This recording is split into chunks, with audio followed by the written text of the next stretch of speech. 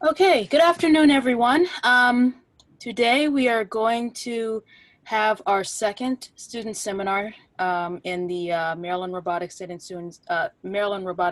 Student Seminar Series.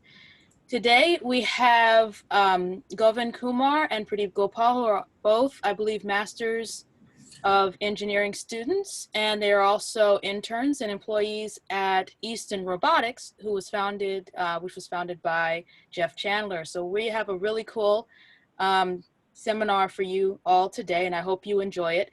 As always, at the end of the seminar, we're going to have a question and answer session.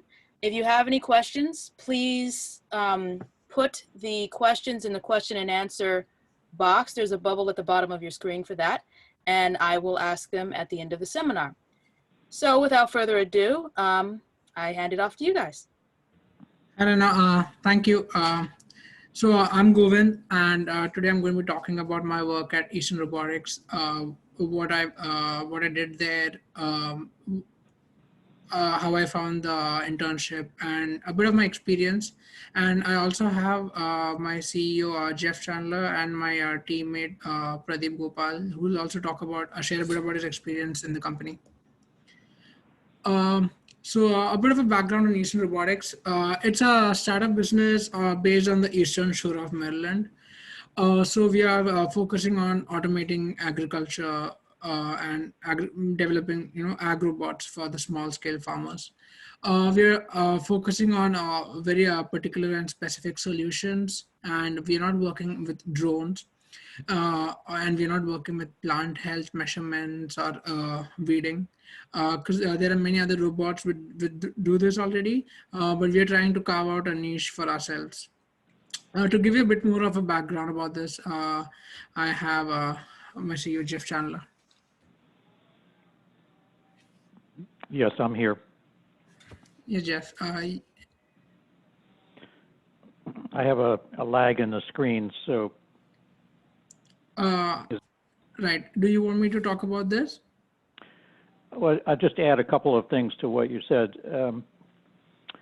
The company in general is focused on solutions for crops typical to Maryland and the East Coast. A lot of the robotics development in recent years has been focused on different kinds of crops, in particular strawberries and lettuce plants. But here in the eastern U.S., it's common to find crops that are very tall and fill up the rows, which makes farming with robotics very challenging. The slide that you have in front of you shows also the demographics of farms in the U.S., and you can see that the majority of farms in the U.S. are relatively small, and by small, in this chart, it says less than 180 acres. But in fact, in Maryland, you can see that the dominant category is farms less than 50 acres, and that's really our market focus. Small farms, as we define it, is farms under about 20 acres in size.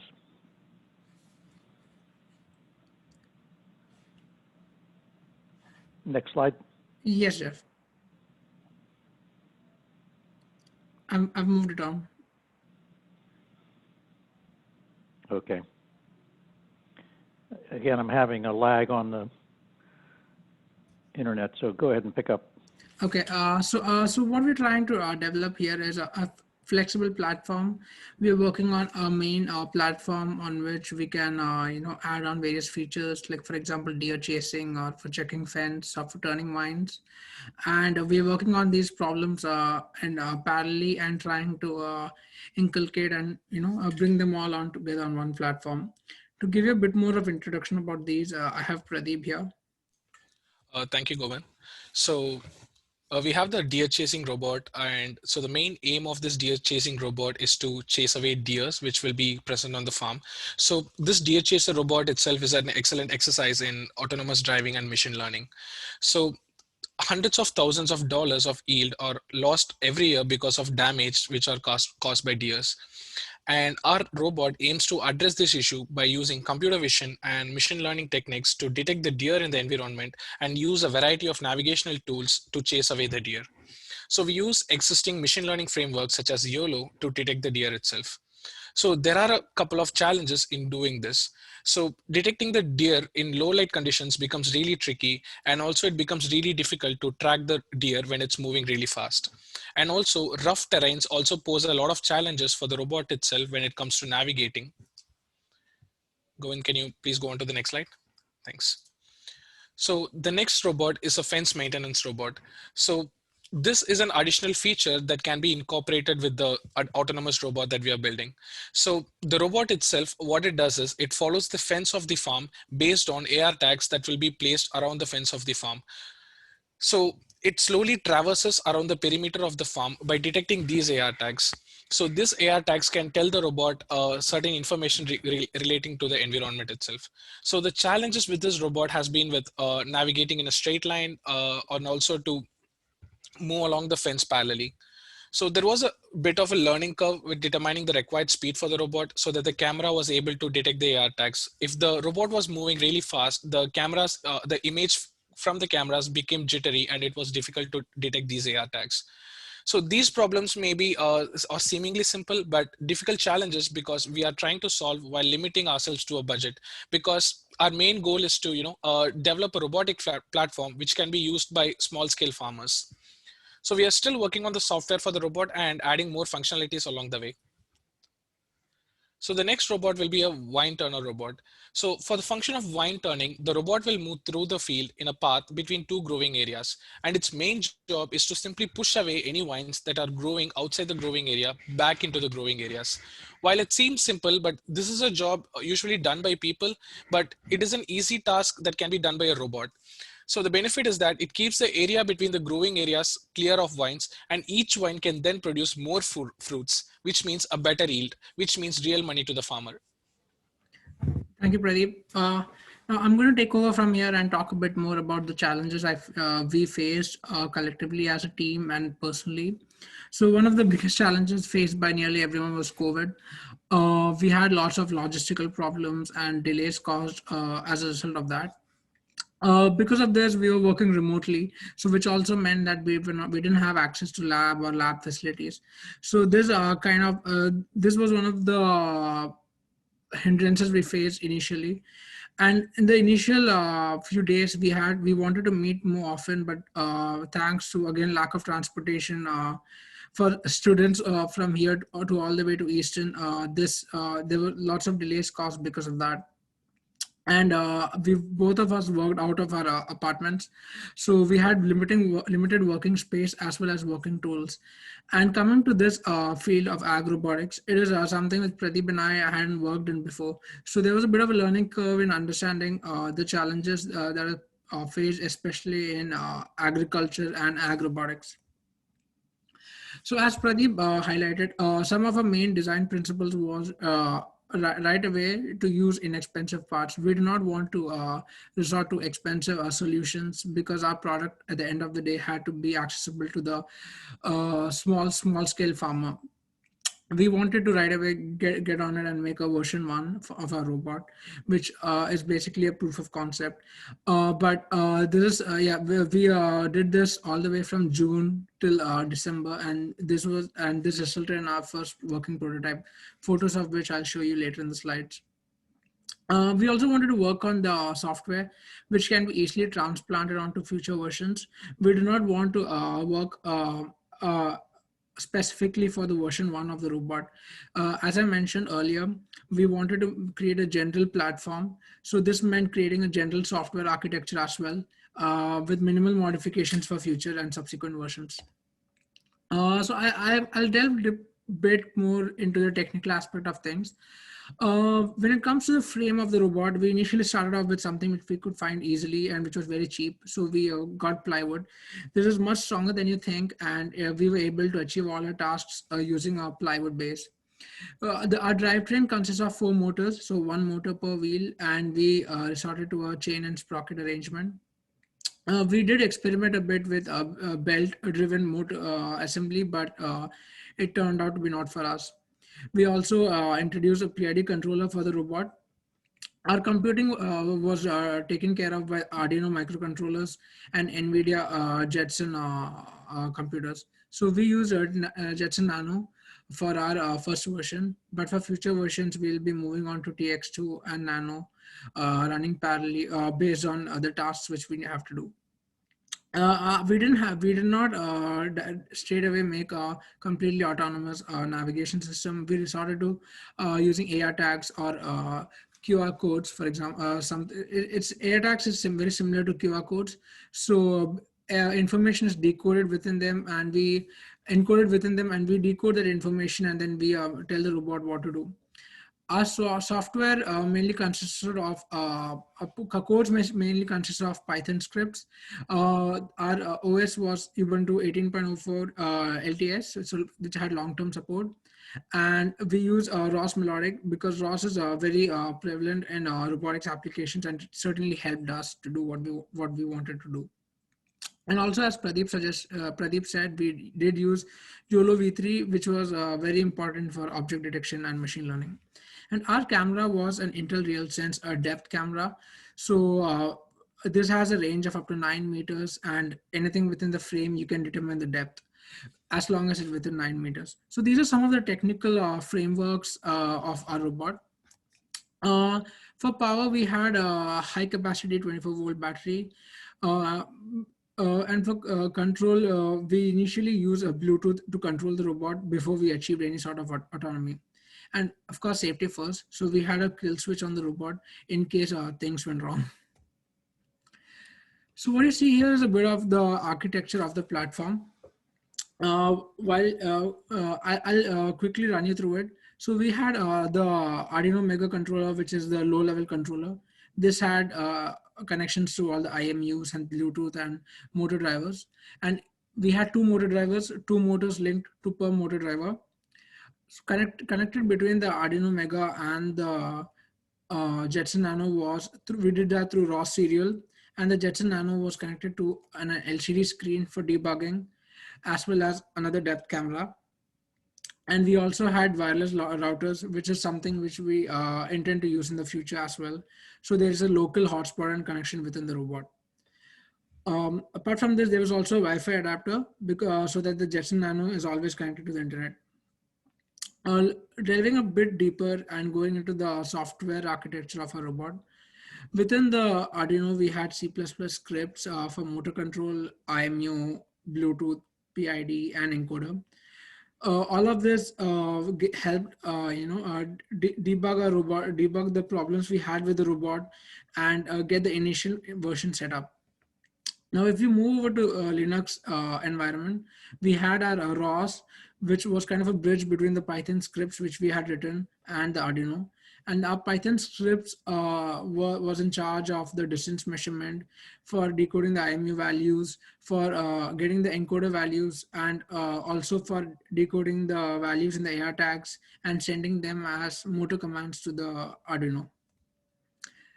This is kind of the transition of the robot from CAD rendering into final real life model. You can see that this was a throwaway version straight from the start. We had this is not a finished product in any way, but through this model we learned quite a lot, and we tested a lot of the ideas which we had.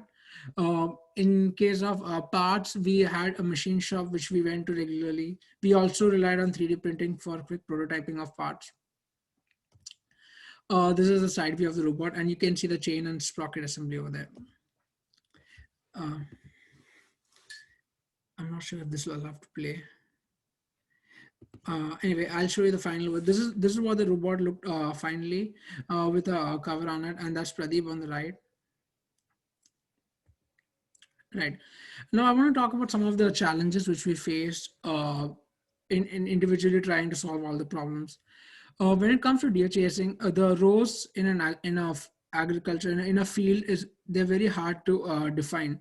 If you look at roads, where the cars are driving around, the lanes are clearly demarcated by white lines or yellow lines. This is not the case in fields, and depending on the weather and the climate, the color of the leaves change and the density of the leaves change. So because of all this, it brings it with itself its own set of challenges.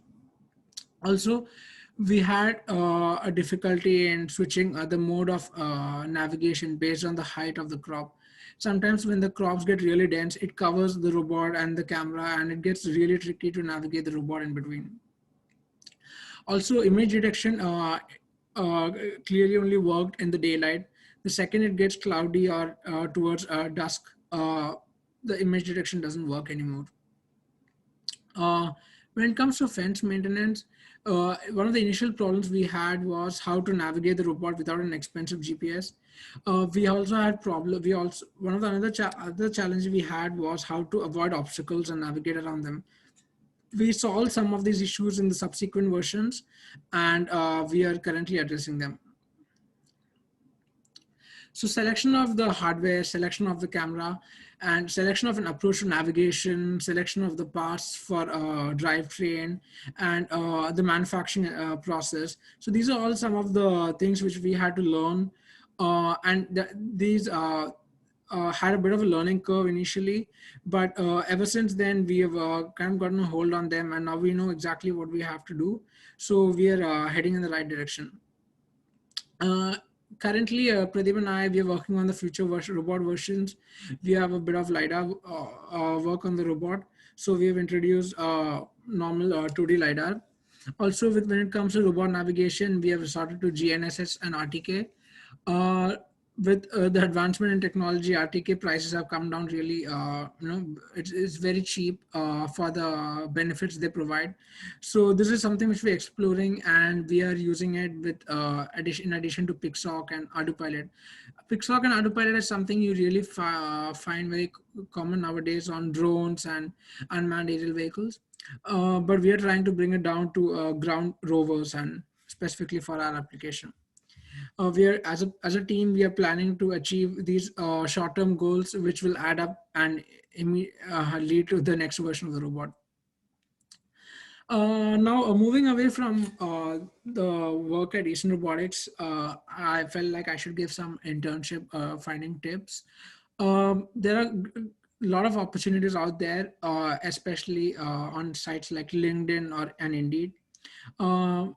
I found my internship during COVID, so it's definitely possible. I believe it's a great, LinkedIn is a great platform for you to network and to get to know work done by other people and discuss about it and find people with very common interests. It certainly helps to get to know another one, not just to find the next job, but just to learn more about the field. The more you network, the more you understand how other companies function. You can easily get an insider's view, and that will definitely help. I suggest not to approach anyone just for job because it's something not very pleasant, and it also doesn't help you build long-term relationships on LinkedIn. I would also suggest you start early and include links to your websites, to your work you have done, to programs you have developed on your resume. It certainly helps. It has definitely helped me. And I would rather spend 2 to 3 days working very deeply on my resume and cover letter rather than sending out hundreds of applications. Quality definitely matters over quantity when it comes to job applications. Also, try to learn every day. Try to work on a variety of projects, and make sure you document everything. So in case you have to refer to something or present your work sometime in the future, it'll definitely come in handy. That's all I had to talk about, and I want to thank Pradeep and Jeff also for joining in, and Lena for the opportunity. Great, thank you for that presentation. If I could add just a comment about what Govind said. He's right.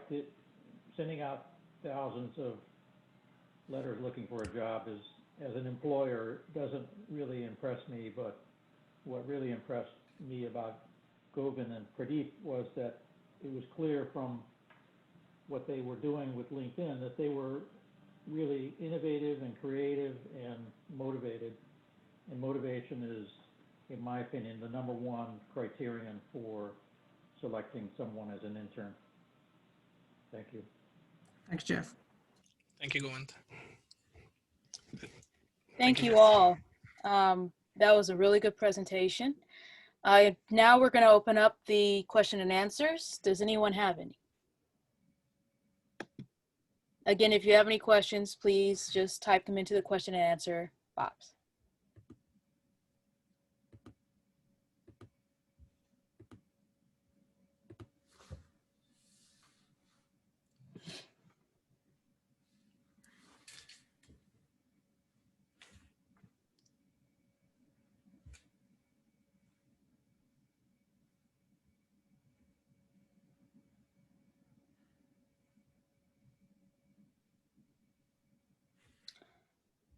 Okay, I'm not seeing any questions. I actually do have a question myself, and it is about the sensors that you had on board the platform. So you mentioned that you guys had an Ardu pilot that you were converting for ground robots. Yes. Did you? On it right now? Yes. Yes. So when you had the GPS system on it, did you use the 3DS system that automatically plugs into the Ardu Pilot, or did you find that not good enough and you needed something a bit stronger and more precise? So the default GPS modules that come doesn't provide you with great accuracy. So they are only accurate for about a range of 2 meters or 3 meters. So what we did was we got the Here Plus GPS modules, which has a support for RTK, which is called as real-time kinematic. So the way it works is the real-time kinematic modules will be stationary on the ground, while the GPS module on the vehicle will be in motion. So using the relative measurements both on the RTK module and the GPS on the vehicle, we will be able to achieve centimeter level precision for the GPS modules on the vehicle itself. Great. Thank you so much. Mm-hmm. All right. Does anyone else have any questions?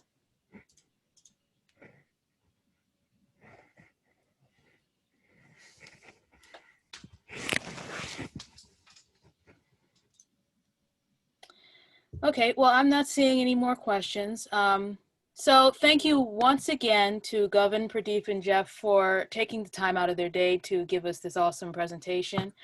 We wish you well in your endeavors moving forward. Hopefully we all will have these awesome eco-regenerative farms with robotics running around doing really amazing things, making the world a better place. So thank you. Thank you, Lena. Thank you. Thank you so much. All right, everyone. This is the end of the seminar. Tune back in a couple of weeks in March for yet another one in the student seminar series. Everybody have a good weekend. Questions that just popped up. Did you see them? I do see them. Okay. So it says, can you please explain a little on the process of modeling, like the tools used for modeling and converting?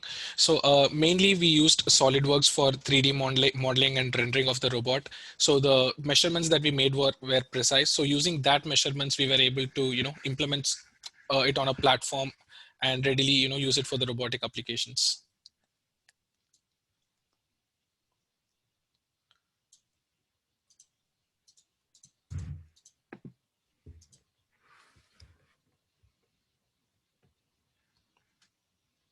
Okay, I'll give a little bit more time just in case there's another question.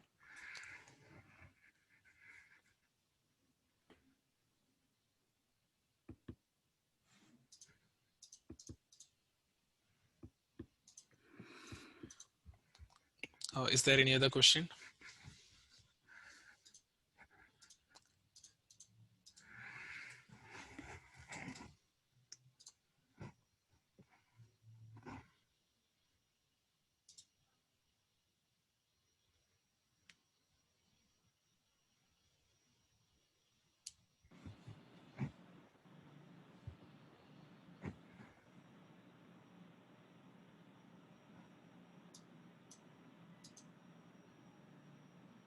Okay, I think now we are done. Last call for any more questions.